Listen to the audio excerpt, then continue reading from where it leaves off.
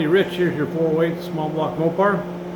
Just got done dyno it. Everything went good. Give you a description of this combination. It's got the Edelbrock cylinder heads on it. Got a hydraulic roller. Had that custom ground by comp cams, Edelbrock manifold, J&E pistons, Eagle rotating assembly, Scorpion roller rockers. Got the March serpentine belt set up on there for you. It's EFI. Got the Holley Sniper on it.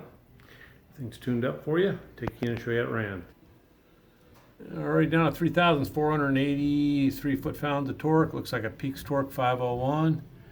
Peaks horsepower 460. We rated 470. Front end's about 15, so everything's good. Get it off crate. Get it coming your way. Have a great day.